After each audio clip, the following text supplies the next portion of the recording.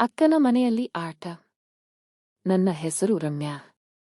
ನಾನು ಕಾಲೇಜಿನ ದ್ವಿತೀಯ ವರ್ಷದ ವಿದ್ಯಾರ್ಥಿನಿ. ನನಗೆ ಒಬ್ಬಕ್ಕ ಮದುವೆಯಾಗಿ 2 ವರ್ಷ ಆಯ್ತು. ನಮ್ಮ ಅಕ್ಕನ ಹೆಸರು ಶ್ರವ್ಯ, ಅವರ ಗಂಡನ ಹೆಸರು ಕಿರಣ್. ಅವರು ಬೆಂಗಳೂರಿನಲ್ಲಿ ಇರೋದು.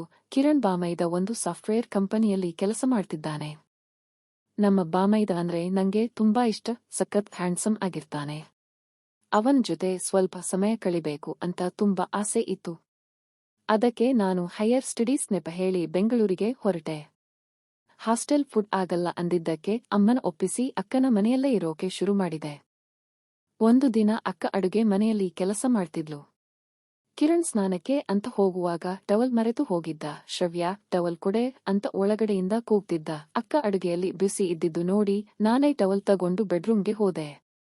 ನಾನು ಅಕ್ಕ ಅನ್ಕೊಂಡು ಬಾಮೈದ ಟವಲ್ ಜೊತೆ ನನ್ನ ಕೈ ಹಿಡಿದು ಬಾತ್ರೂಮ್ಗೆ ಎಳೆದುಕೊಂಡ. ಬಂದಿರೋದು ನಾನು ಅಂತ ಗೊತ್ತಿಲ್ಲದೆ ಅವನೇನೋ ಮಾಡ್ತಿದ್ದ ಪಾಪ. ನನಗೆ ಅದೇ ಬೇಕಾಗಿದ್ದಿದ್ದು. ನಾನು ಕೂಡ ಅವನಿಗೆ ಸಾಥ್ ಕೊಟ್ಟೆ. ಸ್ವಲ್ಪ ಹೊತ್ತಾದ ಮೇಲೆ ಬಂದಿರೋದು ಹೆಂಡತಿ ಅಲ್ಲ, ಅವಳ ತಂಗಿ ಅಂತ ಕಿರಣ್ಗೆ ಗೊತ್ತಾಯ್ತು. ಗಾಬರಿಯಾಗಿ ಹಿಂದಕ್ಕೆ ಸರಿದ. ಏನಾಯ್ತು ಬಾಮೈದ? ನಾನೇನಾದ್ರೂ ಚೆನ್ನಾಗಿಲ್ವಾ ಅಂತ ಮುದ್ದು ಮುಖ ಮಾಡಿ ಕೇಳಿದೆ.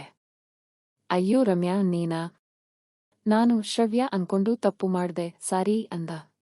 ಪರ್ವಾಗಿಲ್ಲ ಬಾಮೈದ, ನನಗೆ ಮೊದಲಿಂದಲೂ ನಿನ್ನ ಮೇಲೆ ಆಸೆ ಇತ್ತು.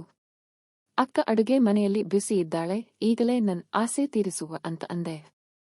ಅವನು, ಹುಚ್ಚಿ, ನಿನ್ನ ಅಕ್ಕನಿಗೆ ಇಲ್ಲ ನಿಮ್ಮ ಅಮ್ಮನಿಗೆ ಗೊತ್ತಾದ್ರೆ ಏನಾಗುತ್ತೆ ಅನ್ಕೊಂಡಿದ್ದೀಯಾ ಅಂದ. ನಾನು ನಗುತ್ತಾ, ನೀನೇ ನನ್ನನ್ನು ಎಳೆದುಕೊಂಡಿದ್ದು ಅಂತ ಅಕ್ಕನ ಹತ್ರ ಹೇಳ್ತೀನಿ ಅಂತ ಸವಾಲ್ ಹಾಕಿದೆ. ಅವನು ನಗುತ್ತಾ, ಸರಿ ಕಣೆ, ನಿನ್ನ ಆಸೆನ ಇವತ್ತು ತೀರಿಸಿಬಿಡ್ತೀನಿ ಅಂದ.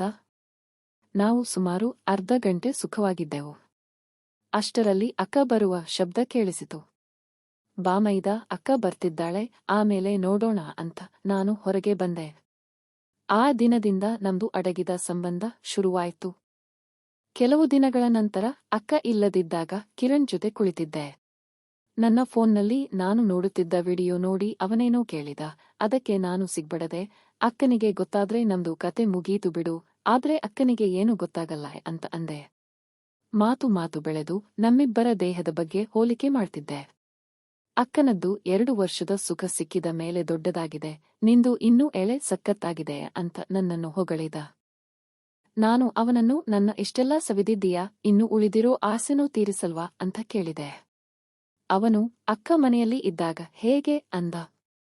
ಅದಕ್ಕೆ ನನಗೊಂದು ಪ್ಲಾನ್ ಇತ್ತು. ಅಕ್ಕ ಅವಳ ಫ್ರೆಂಡ್ಸ್ ಜೊತೆ ಶಾಪಿಂಗ್ ಹೋಗ್ತಾಳೆ ಅಂತ ಗೊತ್ತಿತ್ತು. ಅವತ್ತು ನನಗೆ ತಲೆನೋವು ಅಂತ ಹೇಳಿ ನಾನು ಮನೆಯಲ್ಲಿ ಇರ್ತೀನಿ, ನೀನು ಆಫೀಸ್ ಲೀವ್ ಹಾಕಿ ಇಲ್ಲೇ ಇರು, ಅವಾಗ ಅಕ್ಕ ಇಲ್ಲದ ಹೊತ್ತಲ್ಲಿ ಕತೆ ಮುಗಿಸೋಣ ಅಂತ ಪ್ಲಾನ್ ಮಾಡಿದೆ. ಅಂದುಕೊಂಡಂತೆಯೇ ಅಕ್ಕ ಹೊರಗೆ ಹೋದ ತಕ್ಷಣ ಕಿರಣ್ ಮತ್ತು ನಾನು ಏಕಾಂತದಲ್ಲಿದ್ದೆವು. ಅವನು ಅಷ್ಟು ವೇಗವಾಗಿ ಮತ್ತು ಅಷ್ಟು ಸುಖವಾಗಿ ಆಟವಾಡಿದ. ನನ್ನ ಇಷ್ಟು ದಿನದ ಆಸೆ ಪೂರ್ಣವಾಯಿತು. 3 ಗಂಟೆಗಳ ಕಾಲ ಆ ಆಟದ ಅಮಲಿನಲ್ಲಿ ತೇಲಿದೆವು. ನಿಮಗೂ ಇಂತಹುದೇ ಅನುಭವ ಆಗಿದ್ದರೆ ಅಥವಾ ನಿಮ್ಮ ಕತೆಗಳನ್ನು ಹಂಚಿಕೊಳ್ಳಲು ಬಯಸಿದರೆ ಕಾಮೆಂಟ್ ಮಾಡಿ.